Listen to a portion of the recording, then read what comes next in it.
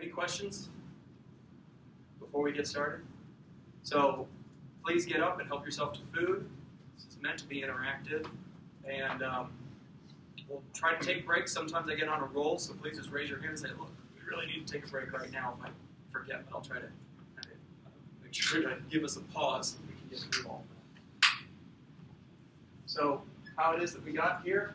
And one of the key things, and I'd love to hear you guys push back on it, kind of if you disagree, because this is really one of the issues that I'm pushing, is why do we even have a problem with cybersecurity in the first place? What's the root cause of that breach? And then what is cybersecurity? And so a question I have, how many of you have had this conversation somewhere, either in your executive meetings or conversations with your peers, and go, what is cybersecurity really? What does that really mean? Any of you guys had to deal with that one?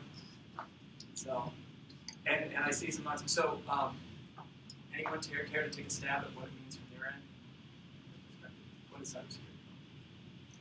So, in the Army, we built a lot of systems in the early 90s because we could connect to the internet and shiny objects. When we think about security, we didn't realize this would happen, and now we find ourselves, we were surprised that we were compromised on that, and now we're trying to figure out how to protect ourselves. And cyber, I think, is like a cloud. It's really anything that's connected. So I think that all of our connected Army systems are just sort of trying to we were built to be such a we just care about the functionality. We care about the security and all the rest of it. Great. Because, and I'm not saying this is right or wrong. It's actually an active discussion. White House inside. How do you spell it? Anyone else have another definition? Well, I don't know that it is a definition so much as a lanes of the road question that comes up all the time. And so, because when you look at cybersecurity, you not only talk about, from the operational perspective, looking at the active cyber defense and how to make sure that you're not getting intruded on and what capabilities you have for detection and for remediation and for interdiction and those kind of things. But then you also get down to the hygiene question, making sure that your infrastructure is properly patched, that you have the right optic on your people and things like that. But then you also go to the configuration management question. And then you go to your firewalls, components of it, so from the outside in, and then what do you do with your data or your components that aren't going through, your controlled interface, to the internet and things like that. And it usually ends up like, well, who should manage that and where should those pieces go? And it turns into a slightly distributed question because the operational impact and the security impact collide at that point. But see, one thing that I really like out of the operational impact, and my perspective on it is that what separates information security from cybersecurity, and kind of just my opinion, is always one that's up there, is it's the human actor, it's the human element. So all the issues around having good information security, resiliency, information protection, everything from the Rainbow series to the current NIST 800 guidance to the ISO standards are all about best practices to secure information that's static. But it's now when we introduce a human actor with intent and with an objective, all of a sudden that changes. So if we're in like a compliance environment where we just want to maintain resiliency and uptime, and our adversary is Murphy's Law and Mother Nature, that's one way to approach it. But as soon as the adversary is one that's an active, intelligent actor, it changes the way we have to think about it. And so let's think about that as we kind of walk through these. Is what's the human actor as well, and that's the part that makes it difficult. And I think really that's what elevates this conversation to be not about technology, but about strategy and about people and about intent. And so when we look at cybersecurity, we want to have it from that perspective. So you distinguishing there is the resilient from an external non-human, so like a force of nature kind of thing, versus because most of the attacks that we think about are basically human-generated attacks or human-enabled. We don't really get that many times that the earthquake destroys it. Earthquake doesn't do it intentionally; it does it by chance. Right. Yeah. But a human does it intentionally, and there's a human actor and human objective. And so it's distinguishing out between those two. And when you understand why the attacker is doing what they're doing, you can then begin to predict why.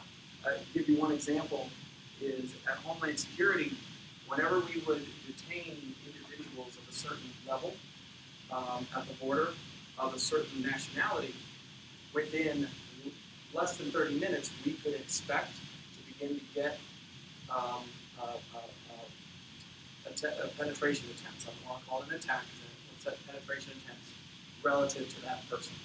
So we had to know if we're going to detain a certain organization, capability class, that we then had to make sure that we increase the alert to look for those type of things. Whereas an earthquake isn't going to necessarily decide like to. So this shifts your entire dynamic and your entire strategy.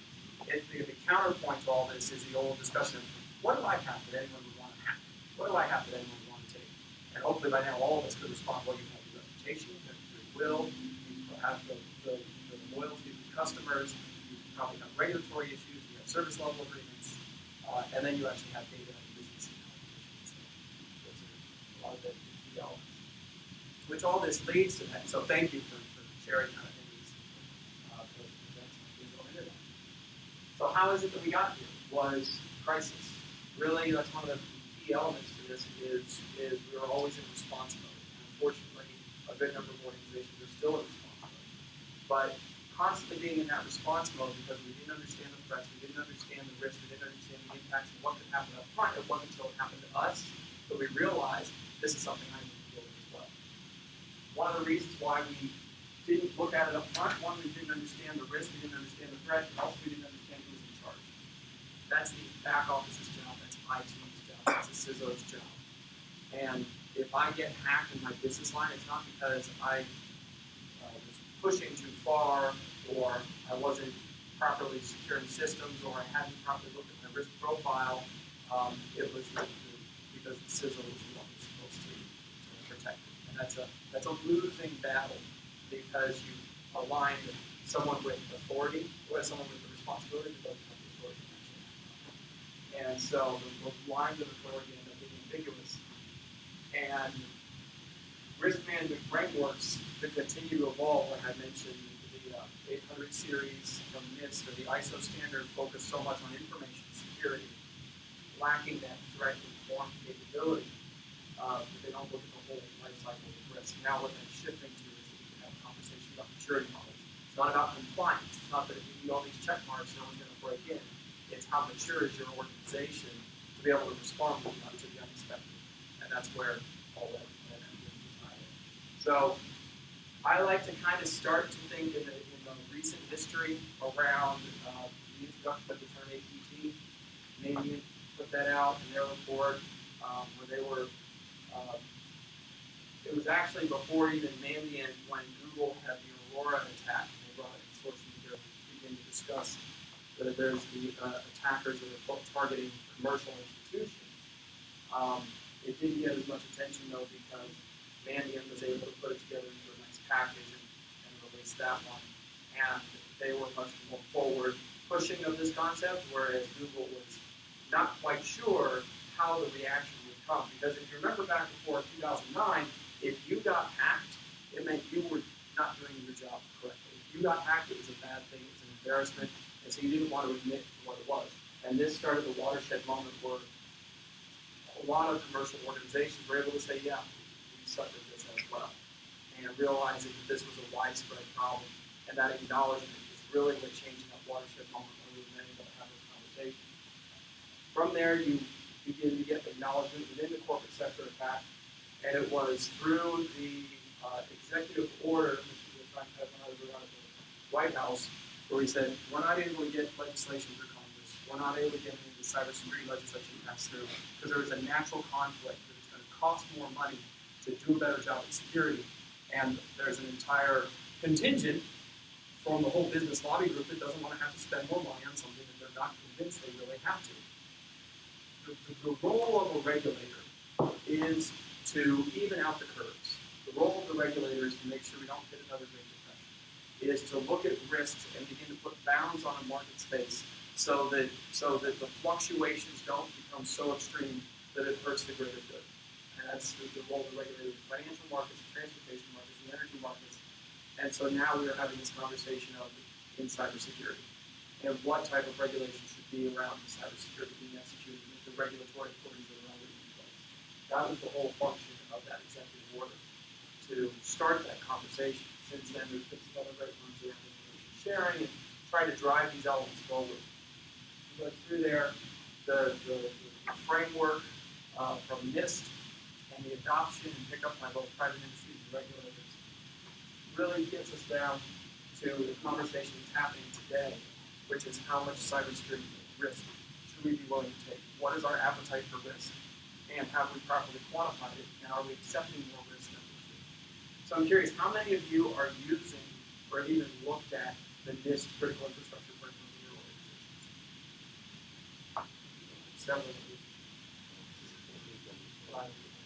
So,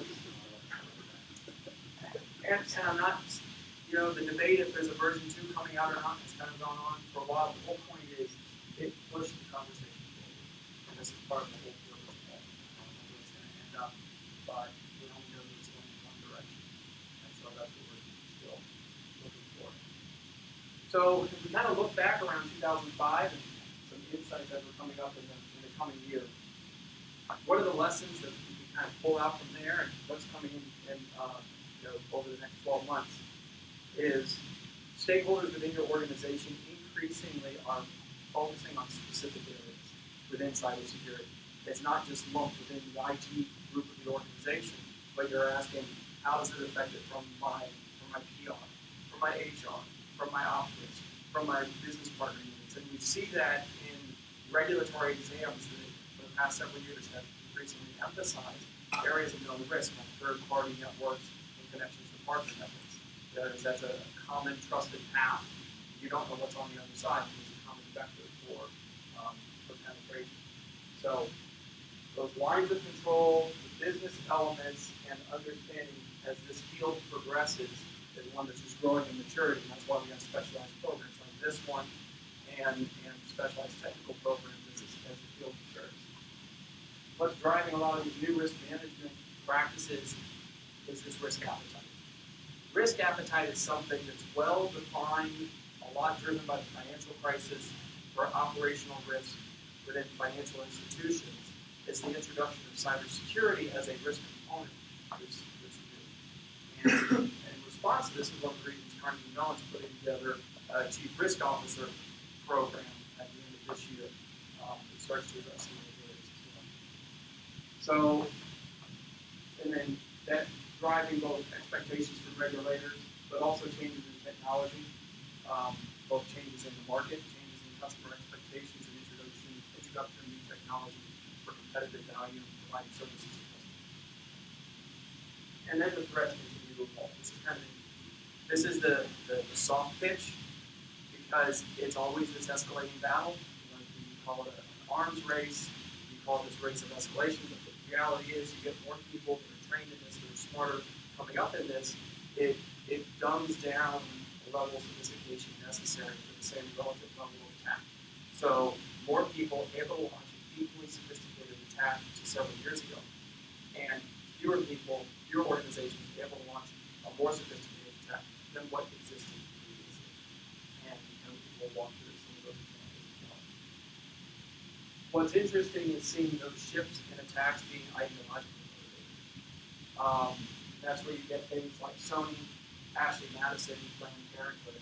The organizations where an attacker has a particular ideological reason rather than business theft or monetary. And that's one of the things that shifted back to the whole cyber conversation of understanding that motivation and then understanding that risk profile as you look at who would have a problem with my organization and its business function and its value. Talks to Ashley Madison, for example. Anyone not know Ashley Madison? So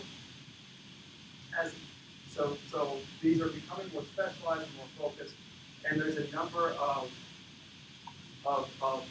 new technologies that are allowing you exploit vectors. Right now, over the past few years, it's been social media, it's been mobile attacks, it's been cloud computing, there's certainly been increasing as the use of that exploit vector. Next, it's going to be other internet-connected devices. And And those could be called edge devices, those could be called node devices.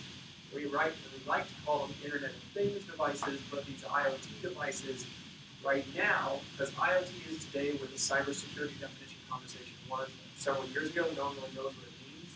In my opinion, it doesn't mean my Nest thermostat at home. It means any device that has an IP address that's routed. And when you look at some of the business metrics for this, the corporate use of IoT is very quickly surpassing any consumer use of IoT. As you have self-driving cars, transportation systems, healthcare systems, automation systems. Because the question comes up, is your home automation device, is your home security system, is that a consumer IoT? Or is it a service that you're receiving from a security company, from an alarm company, that they're providing to you? Who's responsible for making sure that your webcams that you're using at home are patched?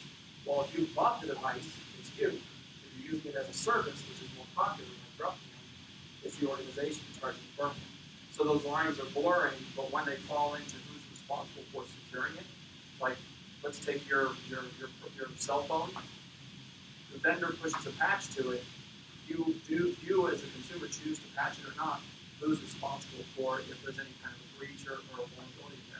Is it you because you didn't push update? Is it them because they pushed the patch to you already? Frequently it falls under the responsibility of provider for the service.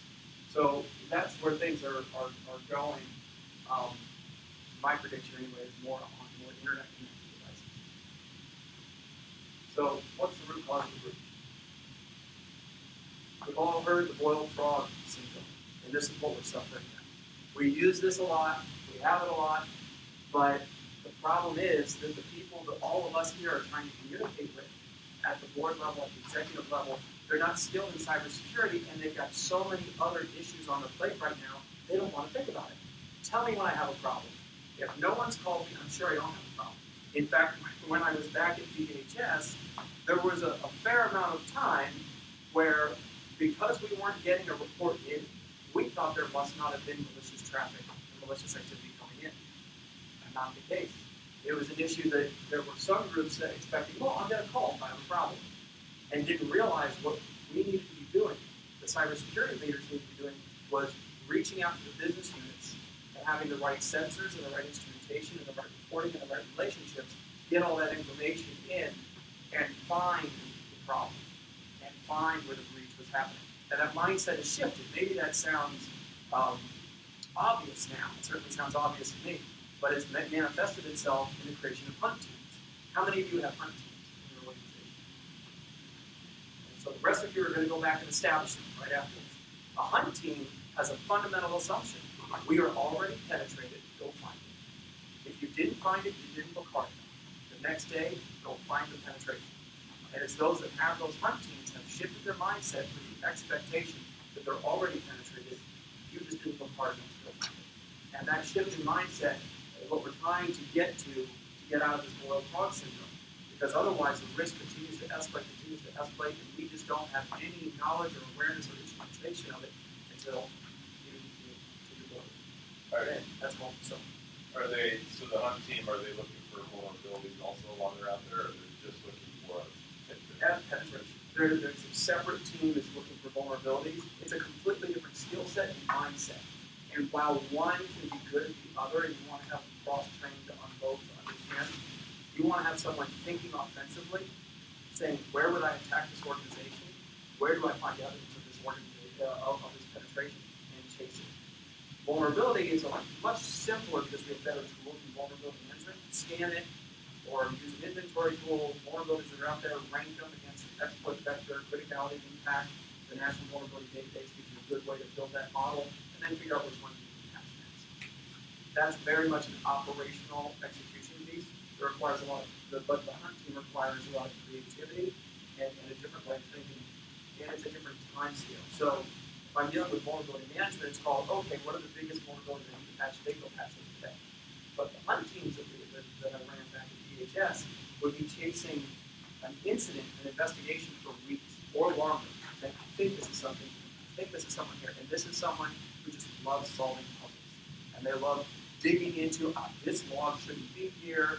this traffic of what is going on here, and they need to be of a sophisticated enough level to understand all the elements of the organization, networking capabilities, and the mission space, but then to go figure out this one doesn't quite make sense. Sometimes it's internal fraud that you pick up, but because internal fraud looks very, can look very similar to an external penetration, but those are things that you need to be looking for. And they always had more incidents they were investigating than they had time or than they had people for. So there was always that piece of it. But if there's not a hunt team that's actively looking at a likely penetration you deal with today, you're likely to penetrate even more today. So that mindset shift is one of the most important things to get out of this. And it's with that mindset shift, you can then communicate, discuss, and bring this conversation elevated at that executive level, where we can start talking about appetite. You should be able to ask the question, how many external attackers are okay in our environment today? What's that answer? Is it 0? Give me a few $1 million or more, 10 million. Is it 1 to 10? Okay, now we have a reasonable conversation. And the first answer is always 0, none. We don't have any appetite for an active adversary in our environment. Okay, then let me tell you how many we have right now. We don't have any. How do you know that? Well, no one's called. So I've had this conversation over and over and over. I don't remember if I get into the other slide, so I'll mention it now. One of the things I got to do at the White House is we ran this program called CyberStat, where I would go back to my intelligence sources, and I would, so first we would score an organization based on its reported metrics for the year, and its reported metrics that come monthly. And we would rank that against some priorities, and we would say, okay, these are the ones that are performing less well than others. Let's bring in the deputy secretary, not the CISO, because they're already on our side, not the CIO, because they know they need help with this. They can't get the message up to the top. But at the White House level, we were able to pull down and say, we want you to come and explain how you're doing and how you're securing your department. And yes, they know that they're going to receive some statistics that say they're not meeting expectations, they're not meeting, but that happens all the time. And then what we do to prepare for that is all of this is done in a classified environment is we pull intelligence sources that shows current active penetrations at their organization. And I never once had one of these situations where I couldn't get to a recent active incident of intrusion in an organization that I couldn't bring on the table and share and say, what are you doing about that one? And that is what made the difference. Because what we did is we shifted the conversation that this wasn't putting the CISO on the hot seat. How did you let this happen? Because the CISO is actually the one asking us to do this. It was we were bringing this to the deputy secretary saying, how did you let this happen? And they turned to the CISO and said, I told you about this last week. I told you we needed to do this. So, okay. And that got us more advocacy than anything else. It drove more elements forward. So kind of building that whole context and building that conversation is critical. So, root cause of that is a human problem, not a technology. The core to this is poor hygiene. Poor cybersecurity hygiene, meaning everything from the operational risk, the vulnerability management, the patching, configuration management, to how the hygiene of my mind, the hygiene of my culture, the hygiene of and DoD is the best at this because we're mission focused in DoD. The government gets some benefit of this. More advanced organizations that have passion about it. Some of my favorite customers are those, and I can't say who, we'll just say that they are a global Midwestern consumer-focused organization, passionate about what they do, over 100 years old, passionate about their customers, no concept of cybersecurity, because who would come after us? They sell stuff for consumer purchase. But once you link into what this means for protection of their culture and empowering the culture that has made them successful, and you link that to cybersecurity, all of a sudden you've got a passion for excelling in their business because of having good cybersecurity. And that's where your hygiene comes in. That's how you do hygiene in the culture. So if you don't have that good hygiene throughout the life cycle of your organization, you have no concept of what your risk appetite is.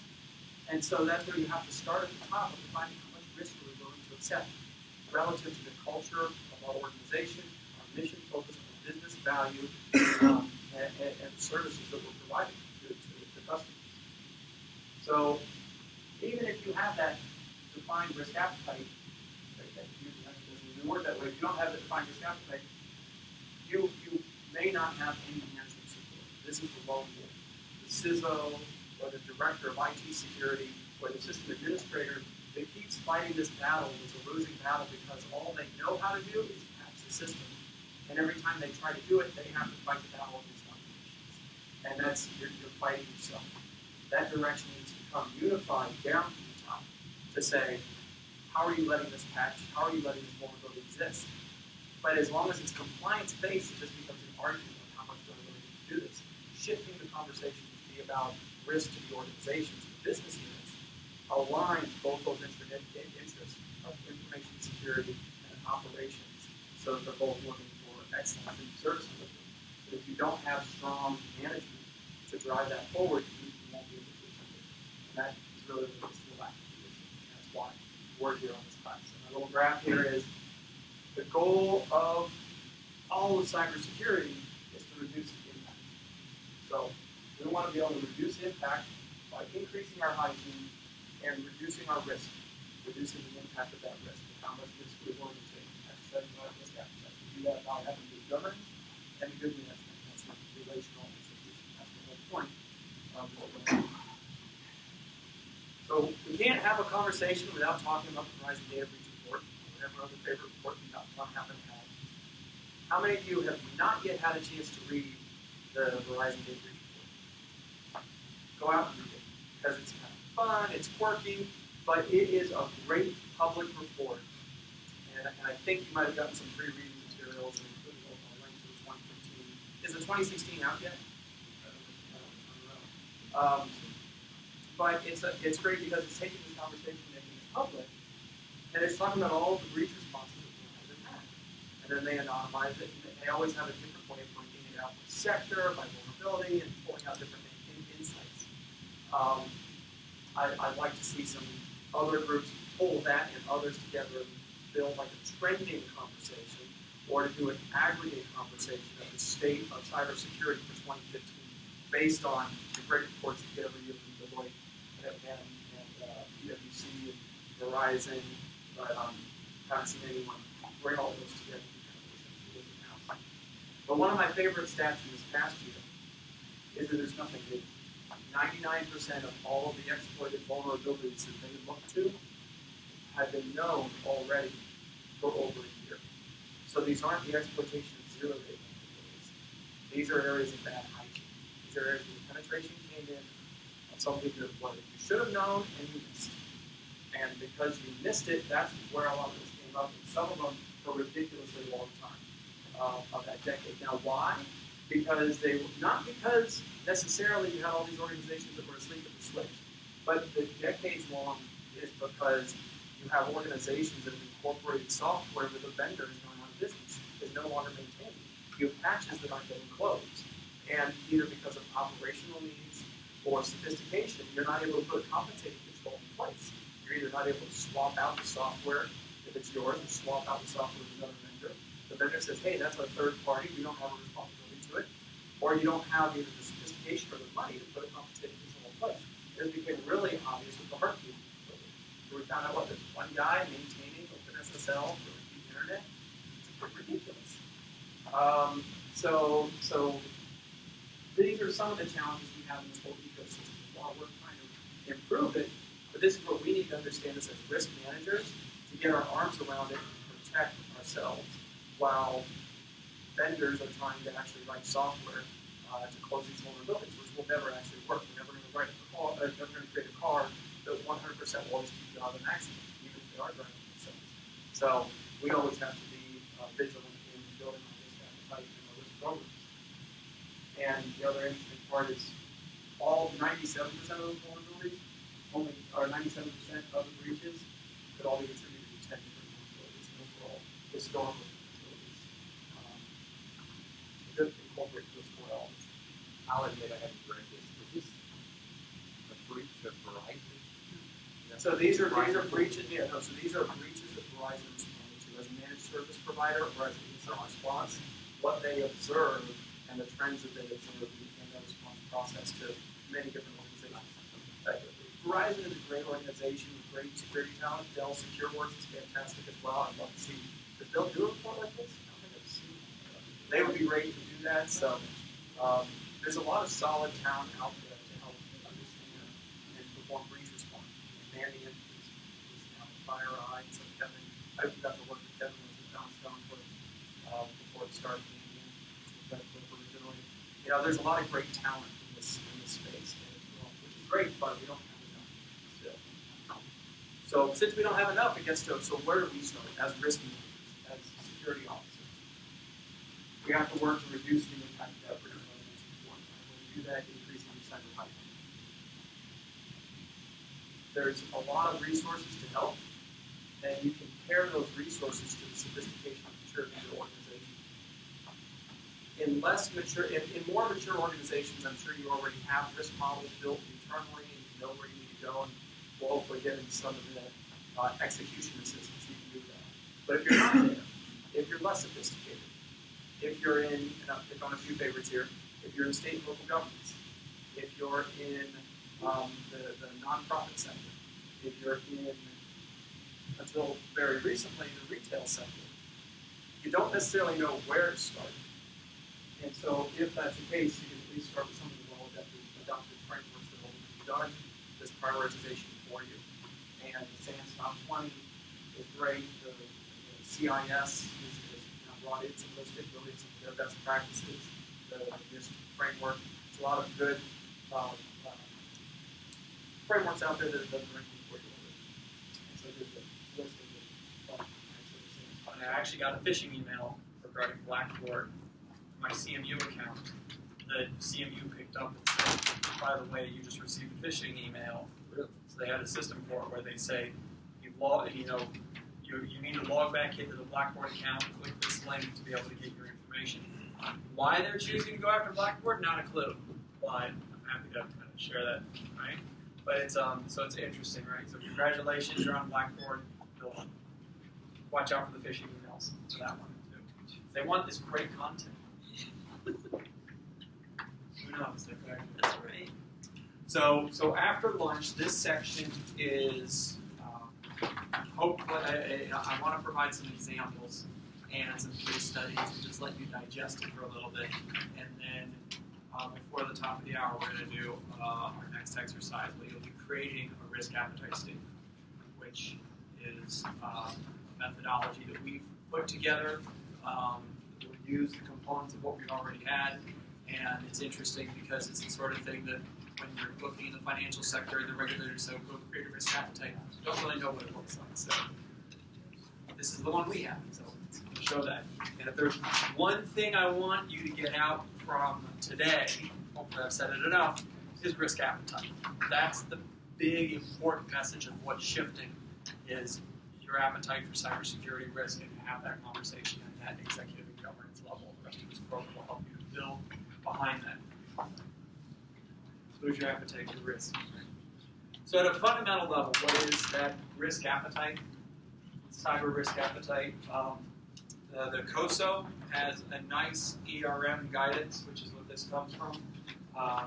Many of the sponsoring organizations, it's an international banking governance guidance best practice organization. Cyber risk appetite is the amount of risk, cybersecurity risk, that's acceptable to your organization. The way you define that is written, not in numbers, but in language. It's expressed in text and prose of an approved risk appetite statement that defines the attitudes of risk in your organization. That means it ties back to your corporate values. It describes the capacity for risk, the amount of risk taken that's acceptable within your organization, and the tolerance that you have as an organization for risk. And that tolerance can be both variation of risk, it can also be closeness to parameters within elements within that organization. And the basic, simple, straightforward process of how we even walk through this is kind of like your OODA loop from before, right? Start where we develop, share it without the organization, monitor to see how things are changing, and then come back and revise your risk appetite statement. So what we're working on is to develop the communication and monitoring. All three parts of that, and class around today is keep developing. Definitions of risk appetite for cybersecurity, and these are definitions of just risk appetite. There's not a single agreed definition. These are some of the broadest, most applied and appropriate areas to look at. From CISO, this is the amount of risk you're willing to accept. And the key is that it's part of your management philosophy. It's part of your pursuit of value, your pursuit of risk. It's interesting to apply this. We were talking before the lunch break about federal agencies being mission-focused, whereas commercial organizations being financially focused. And both of those have an application because it's the reason for you to exist. Be it value for shareholders or value for your country. But there's that commonality of how much risk are we willing to take to provide success against our mission, against our value. And that's your culture, that culture of operating style. So the key to take away from this is talking about taking cybersecurity out of the context of compliance and into the context of mission enablement. And that's the core takeaway from this, and that's what elevates this entire conversation. Another way to also look at it, this comes from RIMS, Risk Insurance Management, is it's the amount of risk an organization is willing to take. It is this trade-off conversation based on the more risk that I take, the more expected returns I may receive. And that's really driven from a financial sector perspective. And the straightforward thought is how many loans I'm willing to write. I set a risk appetite for loan default. It lets me write more loans at a higher risky amount, but I have a higher potential of return. Now we're having that conversation in a cybersecurity context, which directly gets to, well, is cybersecurity a profit center or a loss or a cost center? Is it revenue or is it a cost center? And as long as cybersecurity stays in that cost center and it's loss prevention, it's harder to have that conversation. But as you see cybersecurity coming out as either a differentiator, mission enabler, or competitive element, it begins to get it over into the profit center. This is part of the shift that I believe is going to continue happening.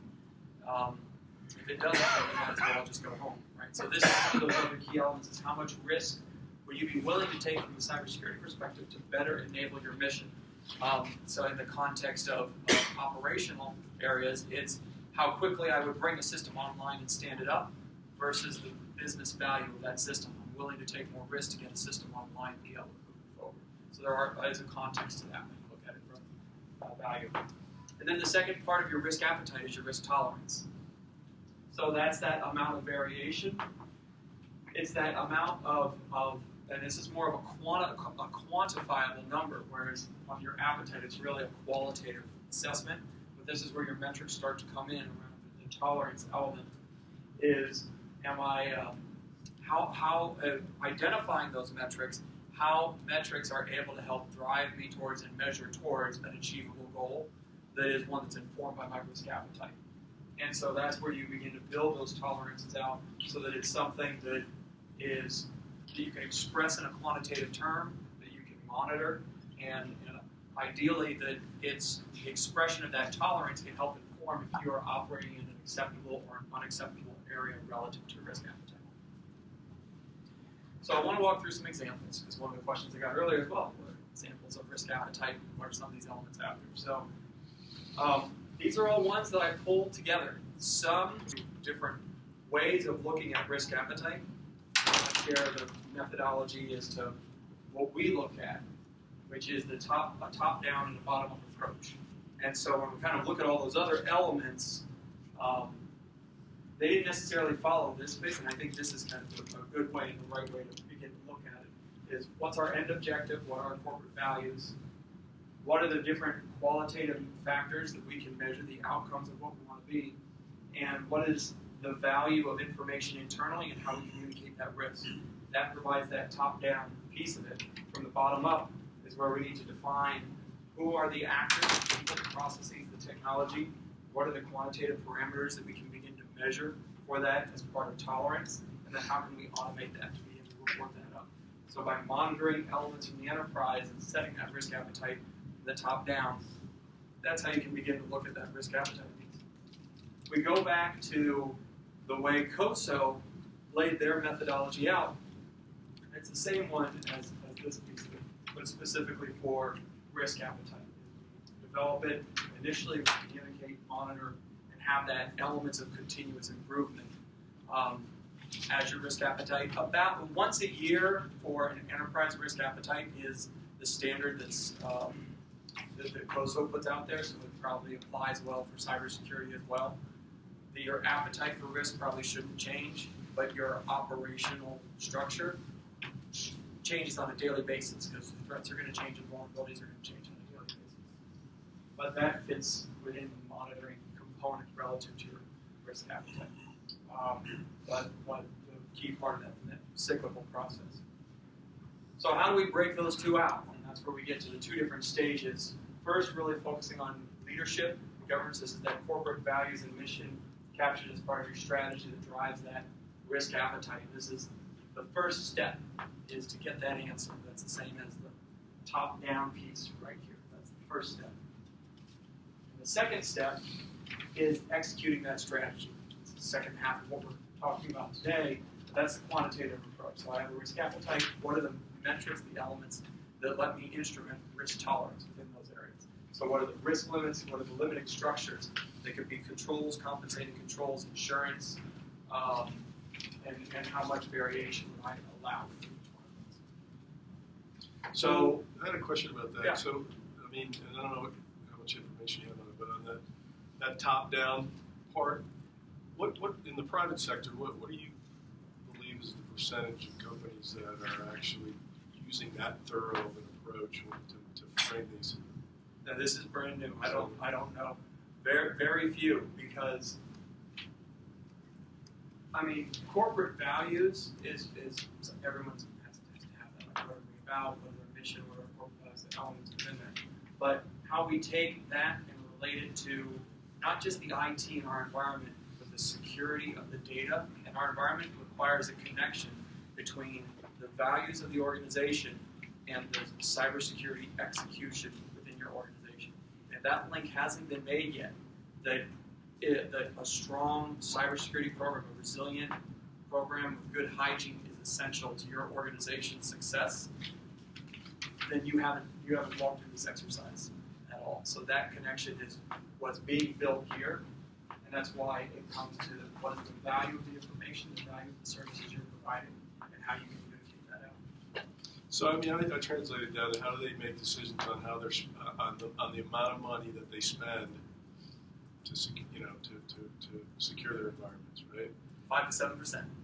Yeah, and without any rationalization beyond that's kind of what my neighbor does. Mm-hmm.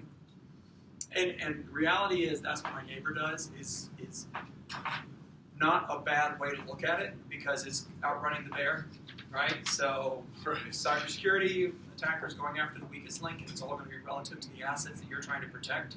So if all things being equal, like your assets being equal to your competitor's assets, you just need a better cyber program than your competition. And they're the ones that would get hit. And it's not always the case because there's always this ranking, but yeah, actually, so it's not a bad way to approach it when you don't have an appetite already defined. The whole point of getting to that appetite is to say, we're not the same as our competition. Here's what it is specific and unique for us, and and this is the program we're going to go forward with. On the topic of spending, do you find that the dollars being spent wisely? Are there inefficiencies in the way? Yeah. Are they inefficient? Absolutely. So one of the studies we did at DHS when we were standing up is we had 23 different agencies and 23 different security programs and strategies and tools and procurement vehicles and contracts, and it was a mess. And one of the things that we did was took all the different tools, a license from each one of the different tools that was being used throughout the organization, put it into a lab, had MITRE walk through it and say, how much of the tool are we actually using in the enterprise, how much of it is duplicative of another tool, and how much can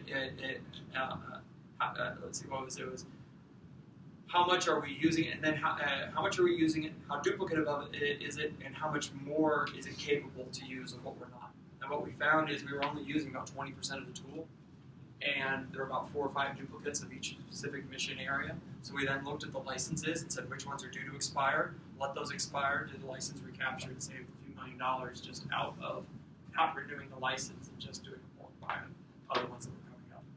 So even that, like a very tactical example, but money's wasted all over. Because if you don't know where you're going, you're going to spend a lot of money just doing something unless you're doing the right thing. That's the point of strategy. It's hard. So this looks like you know what's in your enterprise. What do you do with shadow IT and those kind of pieces?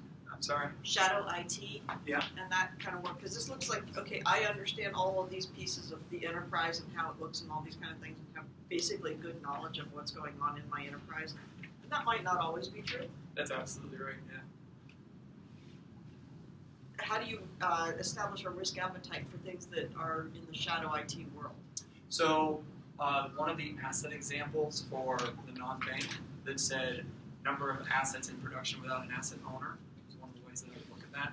Another metric that I like in that space is the arrival rate of new devices or new systems within an operational environment.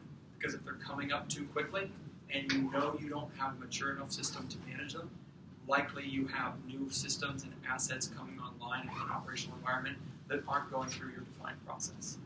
So it's a bit of needing to know your network, know your architecture, and then say, well, what are the indicators I can begin to look for and talk to the quality of IT risk management? So you look at your checkbook. Your checkbook? I mean, somebody paid for a thing, and therefore you know that. So that would be one. I was thinking of it as IP discovery, right? Okay. You can do that through DNS. You can do that through DHCP. You can do it through budget. I think all of those are fine, except it's easier to do automated if it's something that's wouldn't be the budget piece of it, right? But budget could be a factor to look at as well. So it'd be looking for shadow IT devices online that weren't authorized, finding the number of devices online that aren't authorized. So you want to look for indicators where it's more likely to happen. Does that make sense? Yeah. I think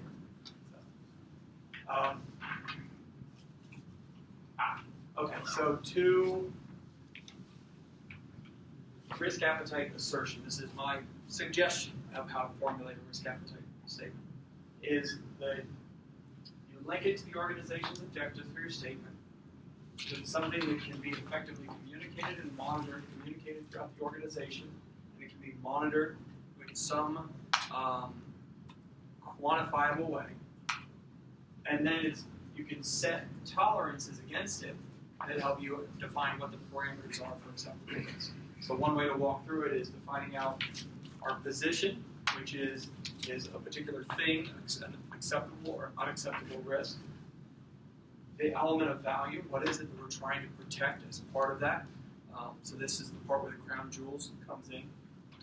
The metric, which is the element of tolerance, which is trying to instrument how am I willing, how am I going to measure what I'm willing to accept or not?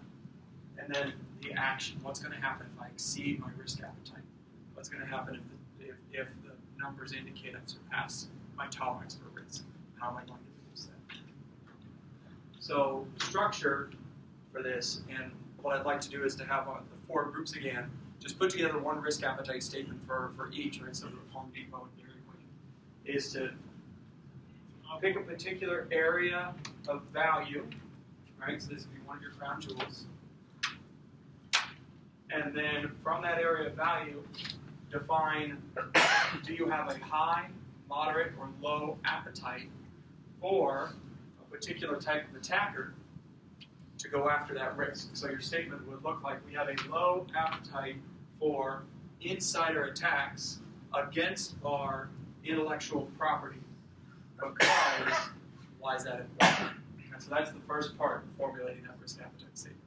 And then the second piece of it is, how would you then measure it in the metrics? And we'll park it for there, and we'll come back to the metrics later.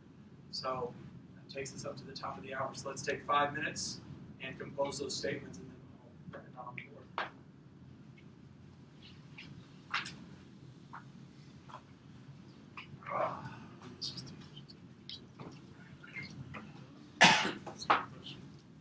This is starts to get obtuse, right? Because this is values, corporate values.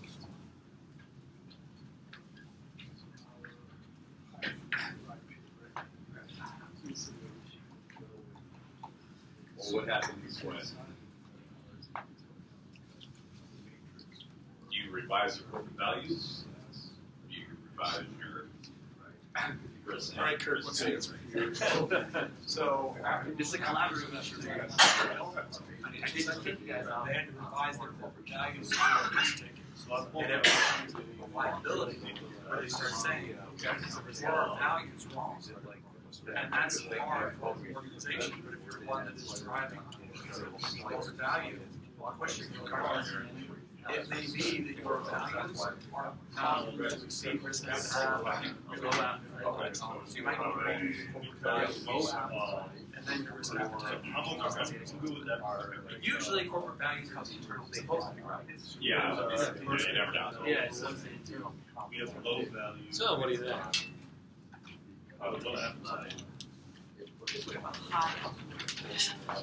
What, well, what do we want to focus our, I guess for low appetite. Right? I mean, you know, what's our appetite for? Like, what do we want to focus on as far as our risk? Our threat, yeah. Do we want to focus on, you know, like the case study, you know, it was about external or customer data being compromised, or do we want to focus on infrastructure or something else? I don't think it really matters, but. again, the KPI is probably. We have Well, that's what I don't know. That's what I don't know how they're referring. like if you wanted to go with the Core values. So I actually think that the insider threat, the moderate risk appetite for insider threat for the state was interesting because they do It should be in. where So like research covers a higher risk. So like, they have a low appetite for data compromise in general. That's because how much intellectual property. I will say, when I was with AT&T Because that there, also expands control. customer service was quick to resolve your problems and work with you. So yeah, that makes sense. because the officer because to be too strict on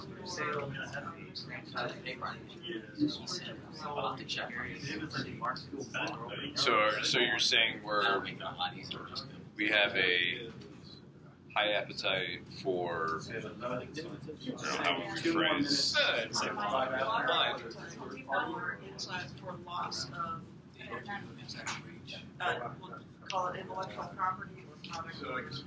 So intellectual property, a moderate. We could be wrong. It might not be the right answer. Let's say something like we have a moderate appetite for the loss of intellectual property. So we would have to know. Because we value collaboration We would have to know amongst peers and to keep customer satisfaction levels high, or yeah, and to keep innovation in the infrastructure. Right. That's the intellectual property. the what? So that Intellectual part. property is the Well, I innovation. think you That should. does innovations. Oh, okay. So I see what you're saying. So you're talking more about the internal developers or whatever That's what I. collaborating between teams. Okay. So, I was thinking more towards the Yeah, customer service side. we can do customer service too. We can say because we look at the value of interaction. I'm trying to think of what risk would really be associated. Well, you When risk customer- an individual piece of data because you are collaborating across multiple people. So you're basically saying like a CSR has access to multiple systems, multiple pieces of customer data to resolve an issue the first time, as opposed to escalating tiers, for example. So they would have so access you guys to ready to customer start? credit Just card pick data. on Dairy They Queen. would have access to a customer's personal data. Sure. They would have access to their call logs or something So like that. what is So that's what I'm saying. Like, what is your Yeah, value? so What is the your key- value? the key, the We're saying that the position is that you have measures a low are appetite for for KR. compromising. KPI doesn't count. Key risk indicator. Okay. So KPI is simultaneous accounting like that, and the risk indicator is what the threshold. What about Home Depot? We have a low appetite for criminal behavior because our core values are doing the right thing, Excellent customer service and, That's what we said we're going to do monitoring for external data compromise? Or how do we want to phrase it? Inside.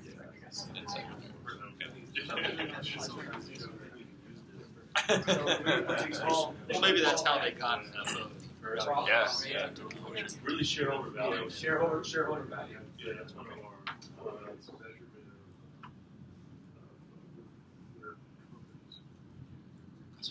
Hey, JP. We have a low appetite for Customer satisfaction. That's the problem. Yeah. PII We have like a DLP solution and stuff. and AT&T. We said we're going to have a moderate appetite for insider threat. How to monitor, how to Okay, and your value. What do we say? Customer satisfaction. Or customer service. Okay, good. So I'm glad to see someone moderate, right? We want to be different. Yeah. Gotta Well, rock the so boat. it's interesting because having this conversation before, a couple weeks ago, I was saying, well, we have a very low appetite for a destructive attack. And I said, okay. We wrote that down. We went back to the risk guys and said, there's no such thing as very low. There's low, moderate, and high. Pick one, right? And so it's interesting because everyone wants to be low until you have to pay for it. Exactly. So business sensitive operations. So the issue is the item of value. So what you're protecting is the providing excellent customer service. So you see an insider as one that impacts your ability to do. Right. So our argument was that, a CSR has access to multiple systems to resolve a customer issue at the lowest level in the first call, and that may open us up to them having access to too many systems, but proper training and things like that would try to alleviate that. So this is all experiment. First time I've tried this one. Was this helpful? Start thinking, because I know the examples. The whole point is to say they're all over the place. I'm saying this is one way to do it. And it's the one after looking at all those at this time. So why don't we take 5 minutes? Come back at 15 after. Is that good? Earl did. See, we didn't go to the sheet. Hard is. So